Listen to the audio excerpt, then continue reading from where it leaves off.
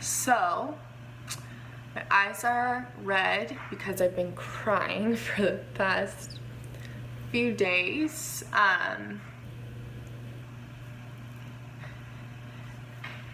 So I'm uploading this, but this is mainly for me, one, because I don't think anyone's actually gonna watch this, but you never know. But so the love of my life is an alcoholic. And those are some words that I never thought I would say. I don't think anyone ever plans on saying something like that just because it's tough. And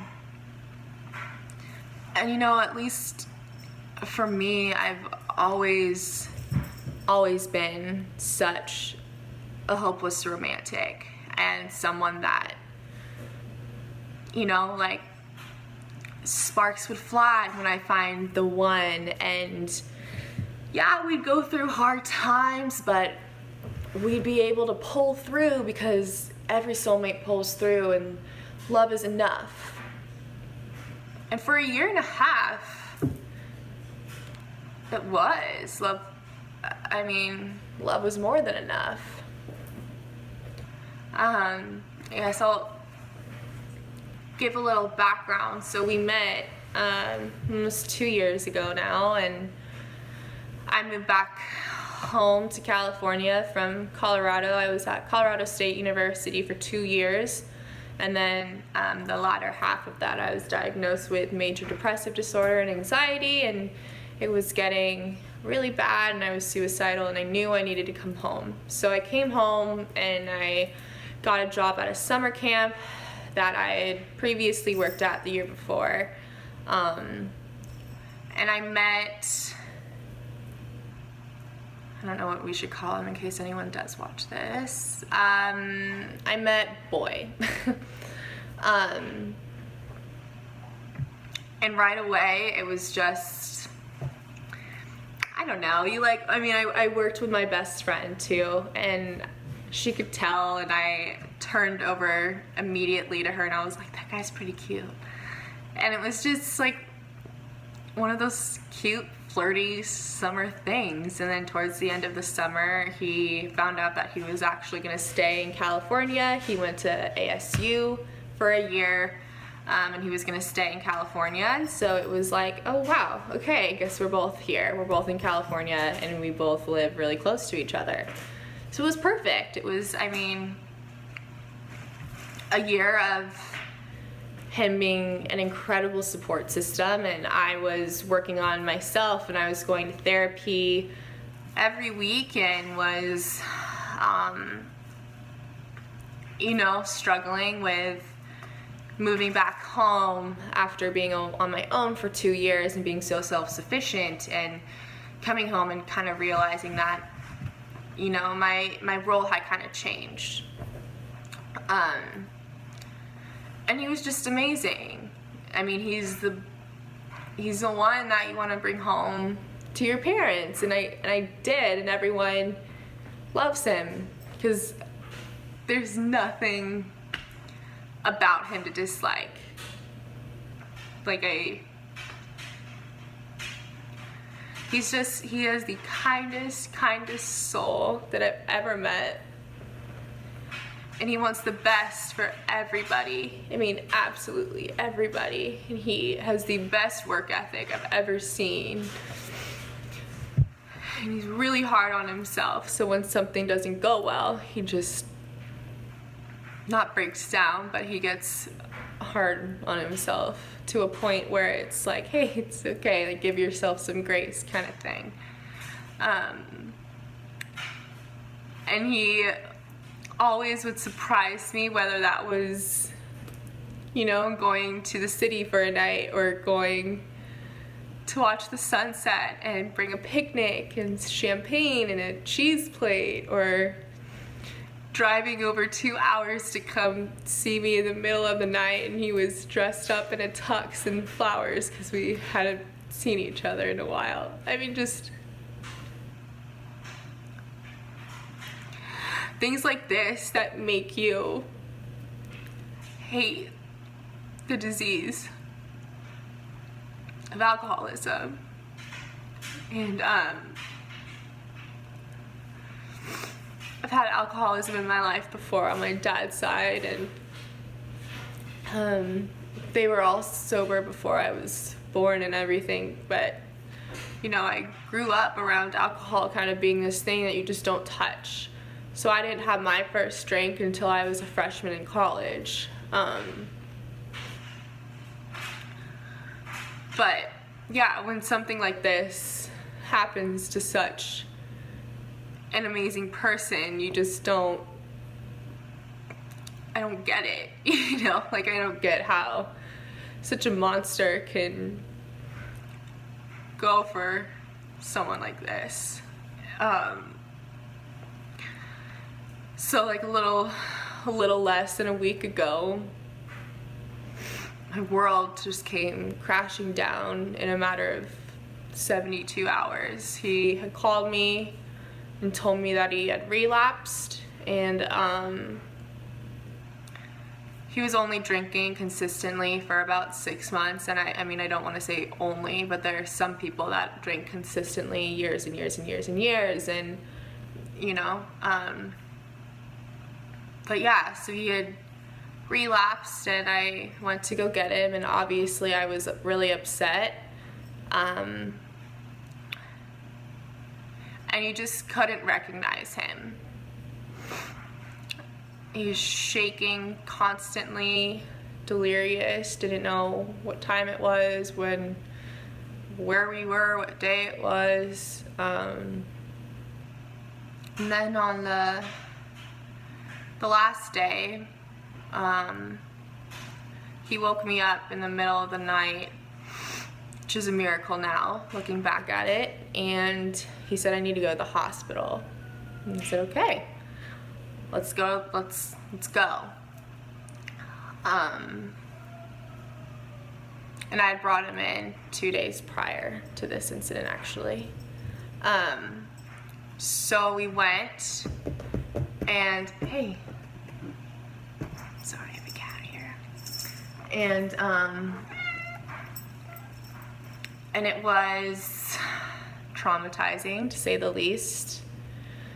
The entire way there, he was kind of going in and out of consciousness, and he was in tears and begging me to not let him die.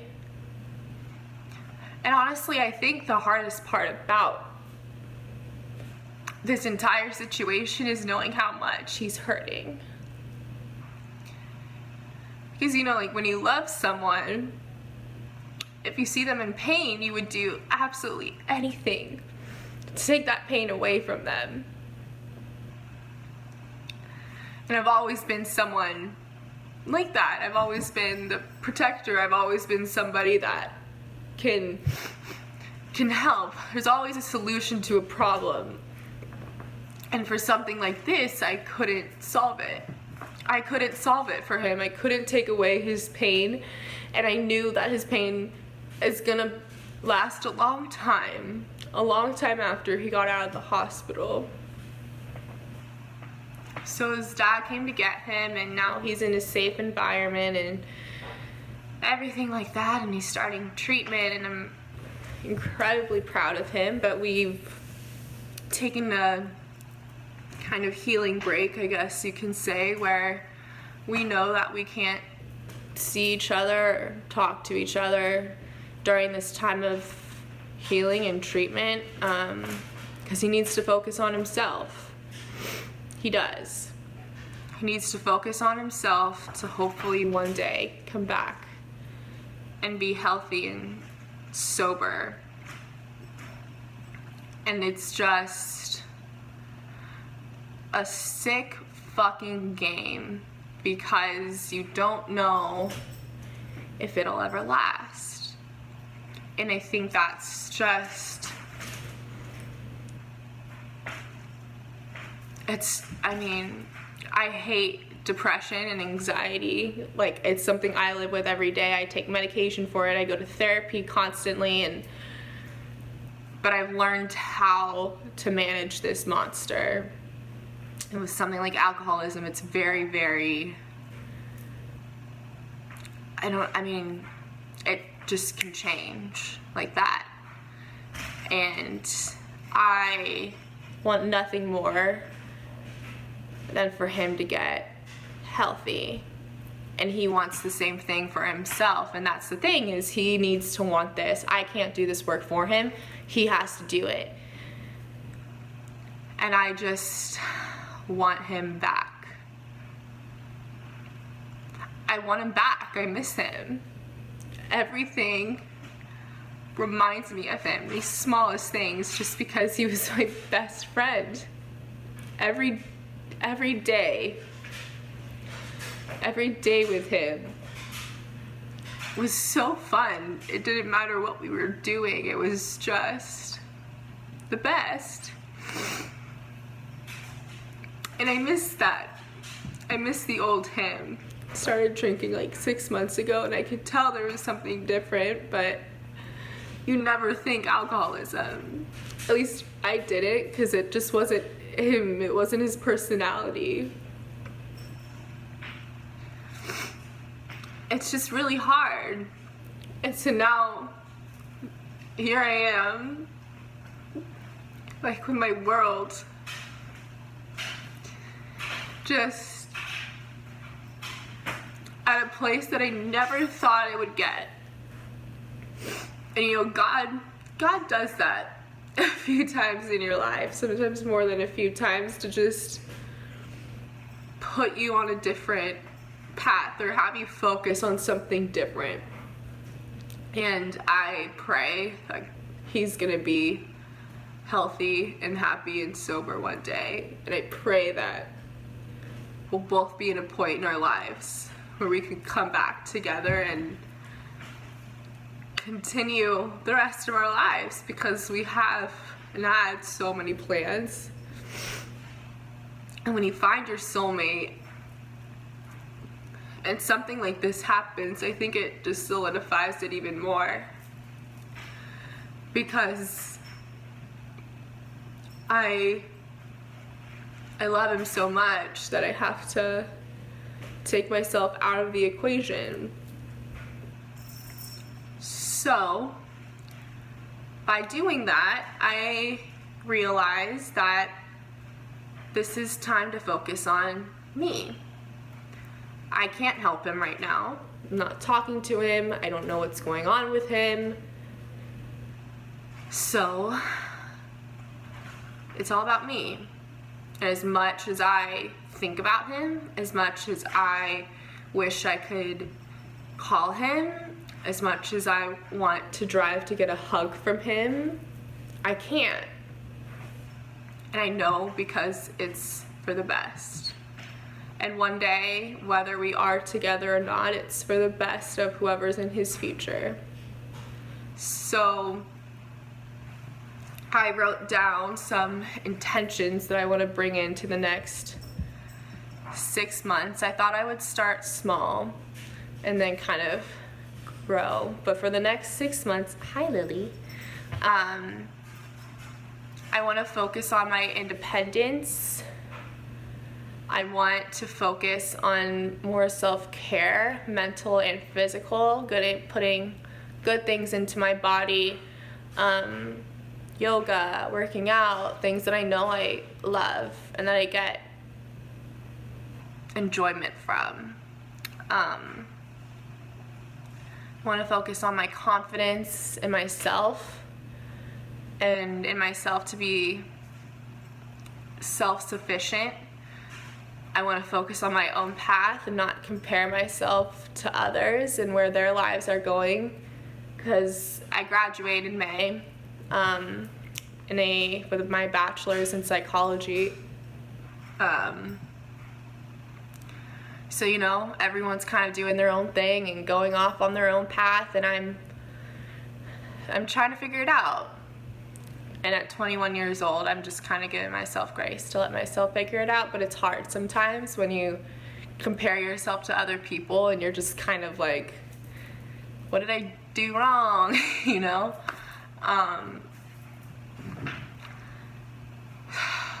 Yeah, so confidence, independence. I want to focus. I mean, it kind of goes hand in hand with independence, but sitting in uncomfortability, which might sound weird, but it's kind of something that you work on in therapy when you're in an uncomfortable space, in a space or in a time where you don't really know what's about to happen next. It's an uncomfortable position, right?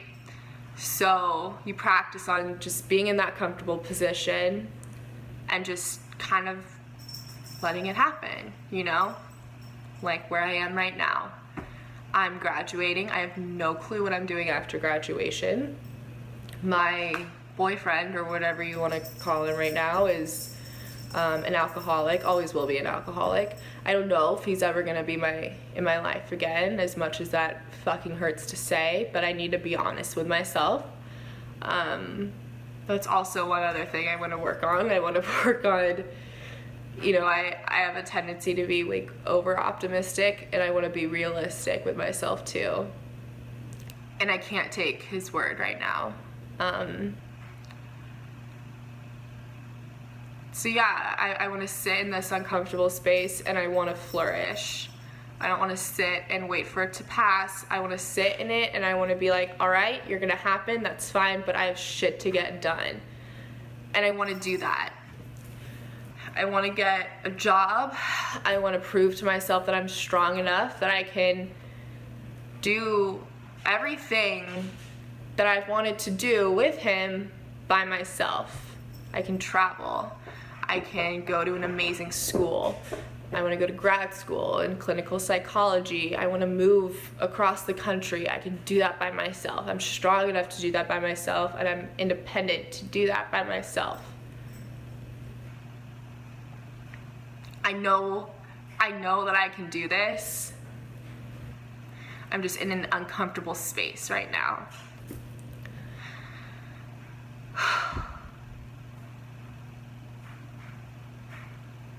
And I hope and pray, and honest to God do, that when he's ready, he'll come back. And he'll know when he's ready. And I'm gonna open up my arms and be so, so happy to have him. But I know that I want to fulfill these things. Even if he does come back into my life, I'm getting these things done that are on my goal list because I'm strong enough to do it. I want this year to be the year that I completely come into myself and I find myself in a way that I've never had to before. And I know that these are just stages. I mean, life is constantly changing and you're constantly learning new things about yourself. And I know that in this season of my life, I'm gonna learn something that I didn't know about myself. And you don't learn something new about yourself by being comfortable and pleasant all the time. You usually learn the most important things when you are scared and you have no clue what you're doing, so you kind of fake it till you make it. And then it kind of all starts coming together and you realize your strength, and then at a certain point,